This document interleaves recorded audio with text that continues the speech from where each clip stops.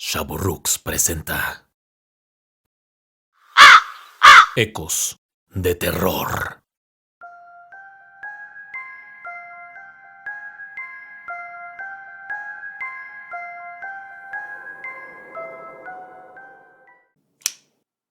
Buenas noches a todos, sean bienvenidos una vez más. Como saben, soy Beren y esta noche seré el centinela. Desde el inicio de Ecos de Terror, hemos querido hacer la narración de una historia original del escritor mexicano Enrique Martínez Limón. Una historia que nos habla de los temores de la infancia y cómo enfrentarlos. Después de años de rogar por su permiso, al fin accedió a que lo hiciéramos. Y qué mejor oportunidad que hacerlo en este final de sexta temporada y el final de nuestro especial de Navidad. Podríamos decir que esta es la prosa onírica original. Pero bueno, vamos a escucharlo, si es que se atreven, pues la noche se avecina y comienza mi guardia. Esto es Ecos de Terror.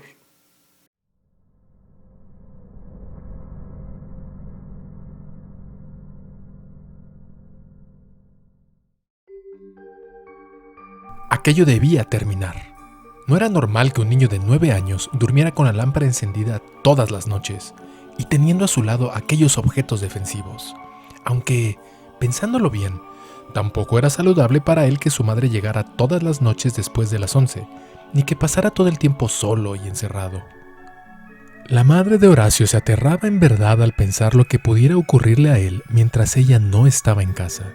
La posibilidad de un intruso, la de un incendio, y otros cuadros igualmente inquietantes la asediaban noche a noche, cuando entraba en la habitación y lo veía dormir, plácidamente, bajo la luz de la lámpara, siempre junto a aquellos objetos en los que el pequeño parecía depositar su tranquilidad. Las armas no eran lo bastante temibles como para detener a un intruso. Un retazo de palo de escoba usado por un extremo, un viejo mazo que alguna vez sirvió para grabar, un pequeño cuchillo hecho con la madera de un gancho de ropa y pintado con laca plateada, y, lo más inofensivo de todo, una polvera metálica que tenía una caja de música en la base y tocaba, con cuerda, polvo de estrellas. Definitivamente, aquello no era útil como defensa. La mujer ya había considerado varias veces la posibilidad de retirar aquellos objetos, pero noche a noche se arrepentía. Además, el niño podía fabricar nuevas armas. Lo que ella debía suprimir era el miedo, y para ello era necesario que estuviese presente en casa por las tardes y cuando Horacio se fuera a la cama. Estaba equivocada, completamente equivocada. Horacio los tenía bien localizados y conocía todos sus trucos. El departamento no era un sitio lo bastante grande como para que ellos pudieran mudarse o esconderse sin que él lo notase. Además, tenía un lugar estratégico. El departamento tenía la forma de una H lograda con la unión de dos horquetas de resortera. Un largo pasillo central correspondía a la unión de los mangos. Una pata era el comedor grande y otra la formaban el desayunador, la cocina y el cubo de la escalera. La tercera pata contenía dos habitaciones, la de mamá y la que había sido de la abuela, y la cuarta pata era el enorme baño. Su habitación estaba fuera de la H. Su puerta daba a la mitad del corredor y desde ahí podía dominar buena parte de este. Si alguno de ellos salía, Horacio no podía dejar de verlo. El pasillo era neutral porque siempre estaba muy bien iluminado, pero aún así, Horacio temía permanecer durante mucho tiempo lejos de la puerta de su habitación. Su recámara era inviolable. Ahí estaba, en principio, seguro, aunque por si las dudas, por si alguno de los acechantes quería entrar, estaba preparado. Para el vampiro del comedor tenía la estaca y el mazo, para el hombre lobo de la recámara de mamá el cuchillo de plata, y para las otras criaturas, informes, tenía el polvo estelar, aquella música que las hipnotizaba y las hacía volver a sus mazmorras. A veces ellos cambiaban de refugio, aunque en pocas de ellas lo lograban sin que Horacio lo notase. Se habían dado casos, sí, como aquella noche en que mamá le pidió que fuera hasta la vitrina del comedor grande, en la parte más profunda de este, por una licorera. El muchacho fue por la licorera y, cuando entró al comedor, advirtió, antes de encender la luz, que el vampiro no estaba ahí. Y eso era muy grave. Si el vampiro lo sorprendía en la parte profunda del comedor, ganaba la partida. Pero no llegó. En ocasiones lo sorprendía a medio pasillo durante una mudanza. Las más de las veces se trataba de un fantasma blanquecino, de esos que tienen brasas por ojos y garfios por extremidades. Y entonces, le bastaba con cerrar la puerta de su habitación y echar a funcionar la caja de música. Luego, ya armado, Horacio salía al pasillo y el grotesco huía del polvo estelar. También les jugaba bromas. Por ejemplo, hacía que uno de los fantasmas no tuviese más remedio que huir en una sola dirección. Lo acorralaba con la música y lo obligaba a entrar donde el vampiro o donde el hombre lobo. Y como ninguno de estos aceptaba compartir su territorio, se armaba un pleito en grande. Merecido escarmiento.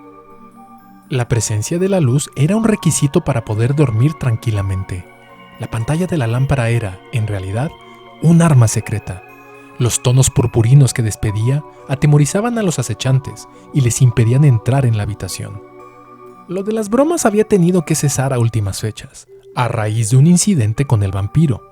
Horacio había vaciado todo un frasco de ajo en polvo en el piso del comedor, y apenas oscureció, empezaron a escucharse fuertes estornudos. Horacio había corrido hacia su habitación y se había encerrado apenas escuchara que el vampiro había dado con el ajo. Y ocurrió algo singular, especial. Los estornudos fueron aproximándose a la puerta de Horacio, y luego, cuando llegaron frente a ella, cesaron. El vampiro tocó a la puerta. Miedo, mucho miedo fue lo que sintió Horacio. Los acechantes jamás habían sido tan directos. Abrió la puerta armado con la estaca, el mazo y, por si acaso había un fantasma, con la caja de música. El vampiro tenía el rostro encendido y los ojos lagrimeantes. En una mano llevaba un pañuelo, con el que se secaba los ojos, y en la otra, el frasco con el ajo que había recogido del suelo. Mañana pon esto en su lugar, o tu madre se enojará contigo. Horacio alargó el brazo temerosamente hasta asir el frasco.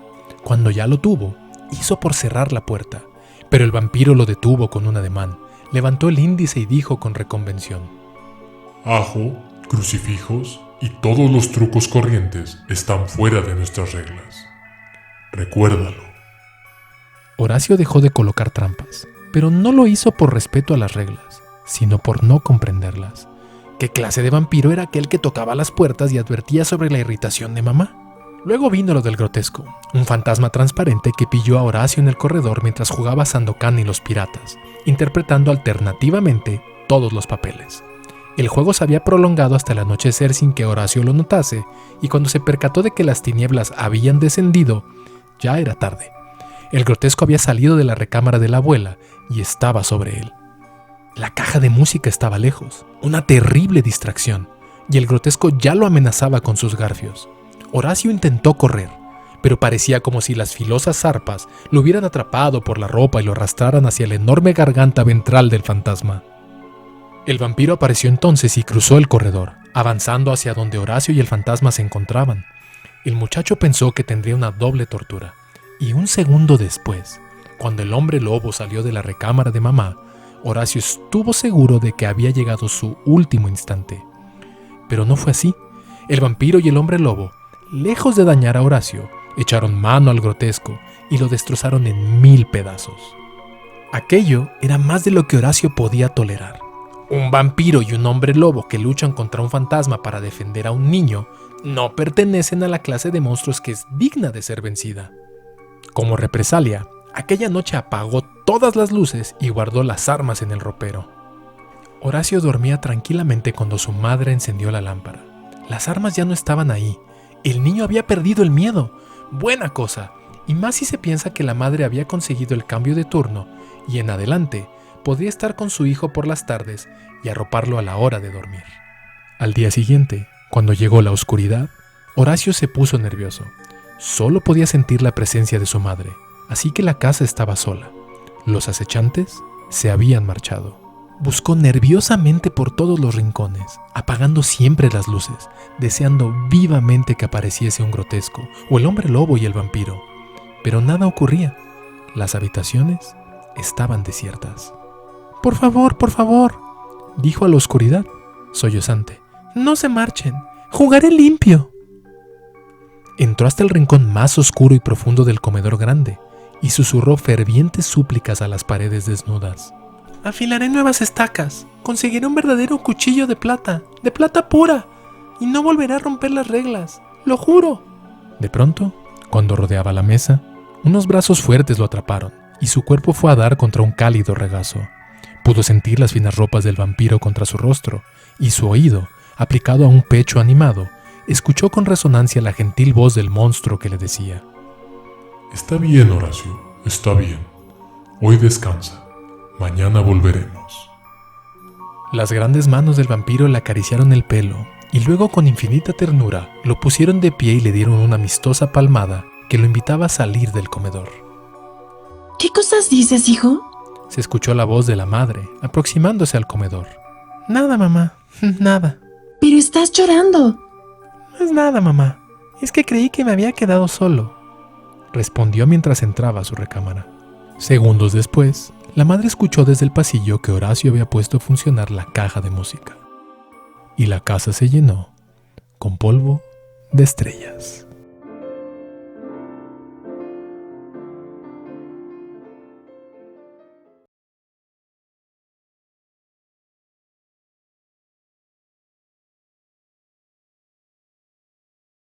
Y bueno, ¿qué les ha parecido este relato?